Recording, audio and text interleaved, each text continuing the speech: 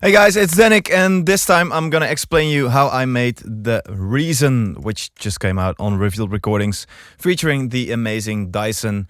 Alright, let's start off with listening to how the song starts, which goes like this. Hear me out.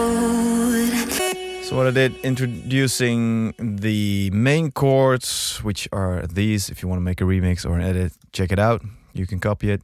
I actually used an old silent preset, which is called Sky Drops, which has with a little bit of bit crushing. That with the amazing Vox. Yeah, I've been looking for lots of processing as well. We got a lot of bit of soothe for the highs, the frequencies that we don't want in there. A little bit of CLA, more compression, or actually the compression on the CLA. I disabled it.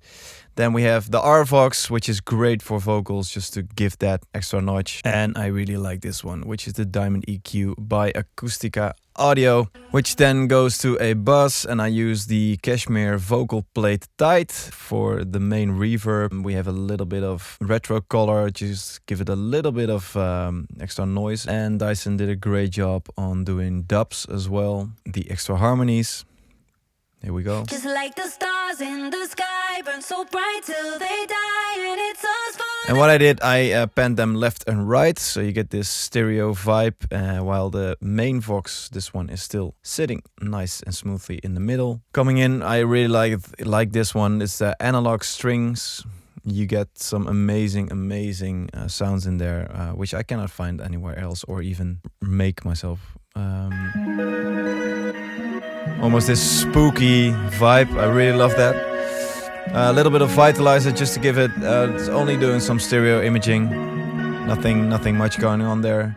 I did do a lot of EQing on this one, boosting a little bit of the stereo width on the mid highs, while at the same time getting rid of the harsh highs, which you don't need because we have the vocal over there. Then I already introduced here the counter melody, which goes like this. Very smooth, but very nice. And then we go towards the big ass leads all together. I made this reversed effect. I basically bounced the complete synths to audio, made a big reverb tail, reversed it, and then put a tremolo effect on it, as you can see, which I automated. And then all together it sounds like this.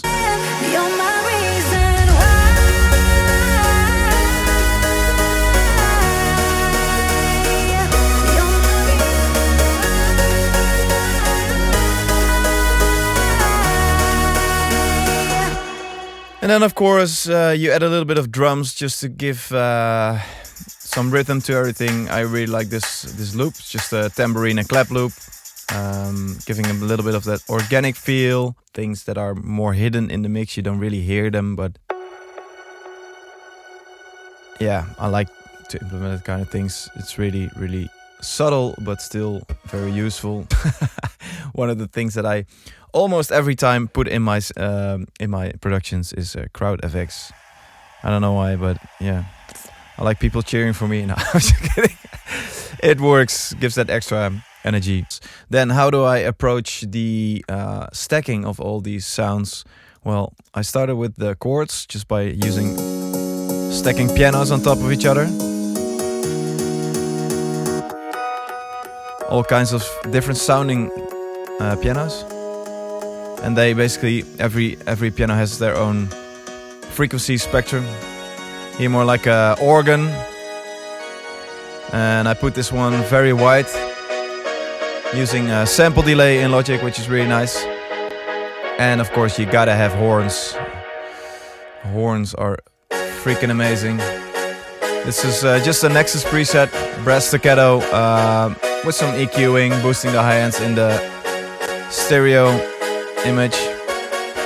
Then what else do we have? This is just the init preset of silent with some Factrix on it, which does the vinyl bend, like the pitch bend basically. Then we have this rave synth, which sounds very thin, but it's just to give that little bit of extra energy in the top end. And this is something that I also like. This is more like organic sound, like what is it, like a flute or a bell. Plug sound from Nexus. More organ sounds, more rave sounds, because I felt I needed that. And then here, again, adding the counter melody. There's even like a detuned sculpture sound in there, which sounds awful when you play it like solo, but in the mix it really helps to basically humanize everything. Because when people play instruments, it's never ever gonna be 100% perfect pitch, making it less sound digital. Or then a few little tricks that I did, because if you have so many layers going on and you have a vocal on top of it which needs to punch through, one of the things that I used was this track spacer, which you can see what it does right now, basically making space in the lead section. That's just my MacBook overheating, but it makes space for the vocal to punch through, and then when the vocal ends, it basically dissolves and you hear the full-on thing. Claps, background noises, Swedish House Mafia noise, some more effects. For the bass, I used a stock plugin from Logic, which is great, which is the ES2, with some overdrive, volume shaping, basically sidechaining as well. R-bass, which really emphasizes the bass even more. I don't know why, but 64 Hz sounded really nice here on my speakers. And then even that's gonna be sent to a bus, which even sidechains it more. And we have some sidechain compression as well.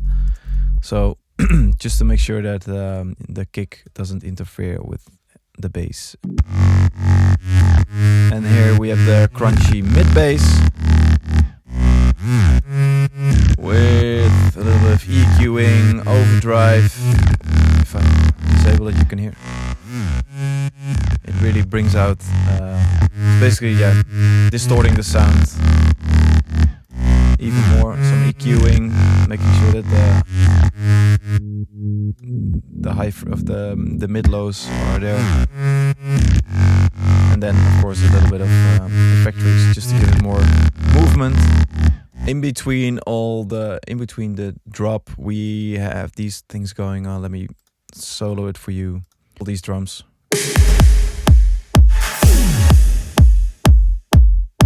Also a little bit. Also emphasizing the first notes, so like this.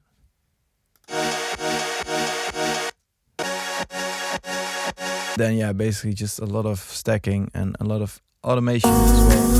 So what I did in the lead section is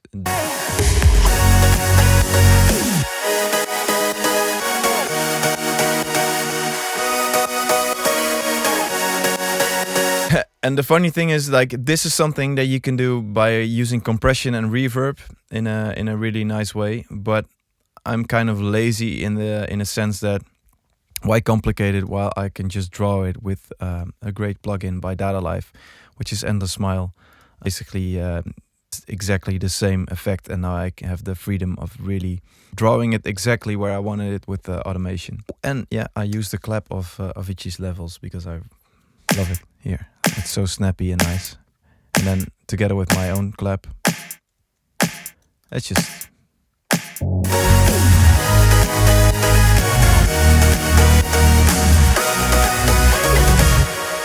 You see what I mean? You know, the whole structure and everything and the whole idea came about pretty quick. It was just a matter of time finding the right vocal, and Dyson basically nailed it instantly.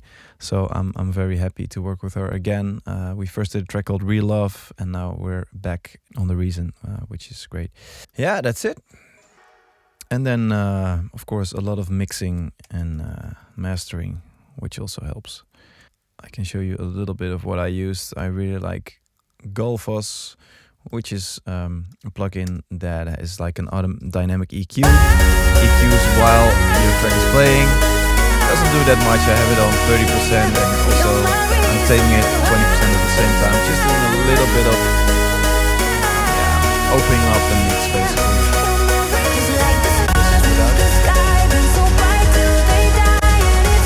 This is with it. So it's very subtle, but very nice. And then I really love this plugin lately, which is Spiff, which is basically doing some extra transients. Then a little bit of Pro MB for the balance. I really like the invisible limiter, I still do, which is great. 100% there are better limiters out there, but to me this is sounds very, very transparent.